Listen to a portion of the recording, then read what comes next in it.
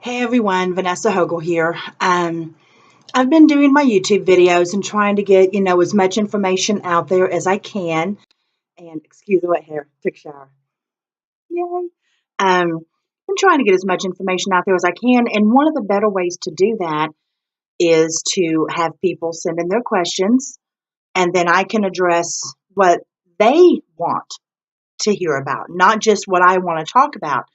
And I think that that's really important because that's why we're all doing this anyway, is, to educate each other and to open up those lines of communication, especially with questions that can be different than maybe what we're normally hearing. And this one was very fascinated by it, and very encouraged that somebody actually wanted to know. So here it goes. The question, and I'm paraphrasing, was, do I think that it's possible for somebody with combat experience who may suffer from PTSD, um, to have attachments, or that some of their symptoms or what they go through could be exacerbated by attachments? And I am first going to start off with thank you very much for asking such an important question. That took courage and it's appreciated and acknowledged, okay? Secondly, a resounding yes. Without question, could somebody have attachments who's been in that situation, especially multiple times? But it can happen with even just once. And could their PTSD symptoms be exacerbated by that? Yep, yep, yep. Exactly. They sure could. However, I will never, ever tell anyone to disregard therapy because I think that their situation might be paranormal, ever, especially in regards to combat vets and PTSD. I highly, highly encourage anyone with that situation or anyone that has been diagnosed with PTSD to not only seek therapy, but to continue it. That having been said, I see nothing wrong with seeking out, as you do the other, seeking out alternative ways to cleanse your area, cleanse your aura, ground yourself, meditate, those things that can ease the grasp an attachment has on you.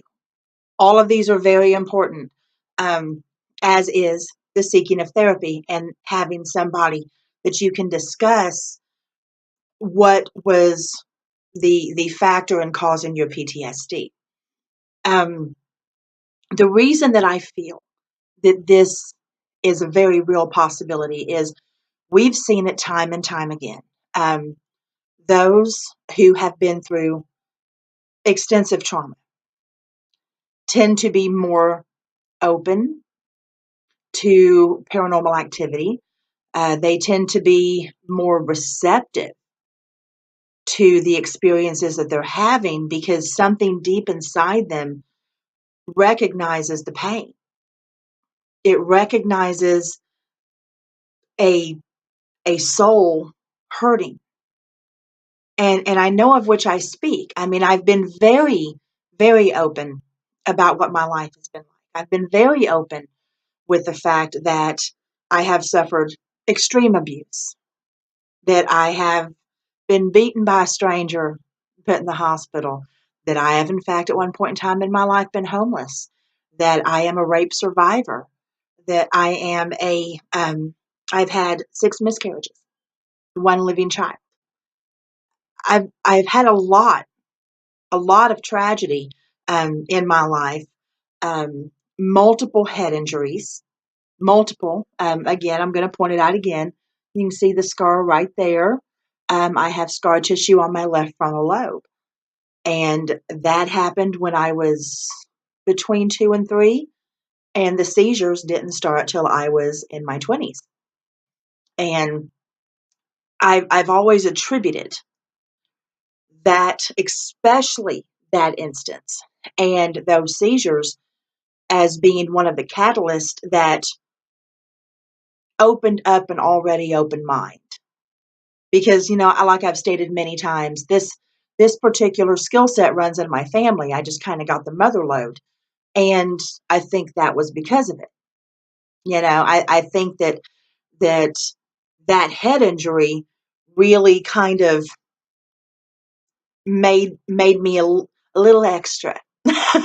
A little more than maybe, the rest of the people in my family when it came to particular gifts. But I also believe that the trauma did as well. And especially, y'all, put yourself in a combat vet's position. Think about it. You are in a foreign country having to do things that possibly go against the very way you were brought up. You see things that shake you to your core. You have to participate in things you never wish to speak of. You may have to take a life. You may have to take multiple.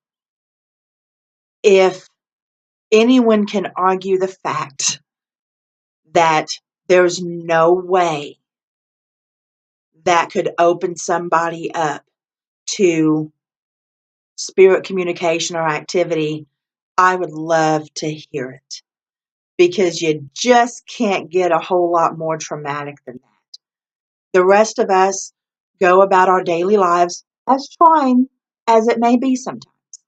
I'm not saying we don't have trials and tribulations right here, but we can't, even for a moment, unless we've been in that situation, understand what a soldier has to go through, what a police officer has to go through when it's their life or saving the life of somebody else, as opposed to somebody who is trying to gun everyone down. We can never understand with firemen the toll it takes on pulling a dead child out of a house. We can imagine, we can know it's horrible, but unless we've experienced, we can't grasp how that marks your soul. And I know from experience that spirits, dead people, deceased, ghost, whatever you want to call them, whatever makes you feel more comfortable, seek out those who understand. Here's the catch. Just because they recognize our souls and what we've been through as a possible comrade, okay, and somebody that maybe they can communicate with, that doesn't mean that we understand what their intent is, or that we're even aware that they're there. They can come in the form of nightmares. They can come in the form of things moving around the house and you think you're going crazy. They can come in the form of visions, or what we would perceive, if we're not in the paranormal field, as hallucinations. I'm not saying that every person who has PTSD is going through this or has an attachment. However, if you have been through traumatic situations, especially in combat, and you've had to deal with the fallout of that when you got home, or even while you're still over there, if you're still over there, and things are different. Again, seek out help. But it is totally okay and completely inside the norm, not the paranorm, the norm, to seek guidance, not in lieu of therapy, but in addition to seek out guidance as far as what will make your soul more calm. And if you can find somebody that can teach you meditation, that can teach you how to cleanse your aura once a week, twice a week, hell, fucking do it every day if you want to. Whatever makes you feel good. Anything that can ease that burden if it's there, while you take care of this burden with the professionals. So I'm hoping that makes sense, and I'm hoping that I addressed um, what my viewer wanted to know. But I'm going to reiterate, absolutely, I think this is possible. Not only do I think it's possible, I think it happens way more than you think. Way more than you think. And I just don't see how it couldn't. Maybe I'm wrong. If I am, as long as whomever is trying to figure this out stays in their therapy and stays doing what they need to do to find closure or a way to deal with it. As long as they're still doing that, if they're trying these other things and they don't, and it doesn't work on that part, and there's not an attachment, no loss, no harm, no foul. But if it works, if they feel some relief, and I mean, again, we're not talking about using drugs. I'm not telling you anything like that to do. What I am telling you is, if you can find a way to bring peace to you, and if you can do that by releasing possible attachments, I don't see the downside.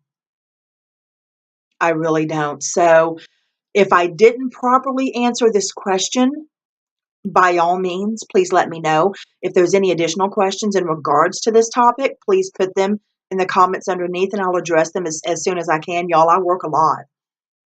I work a lot.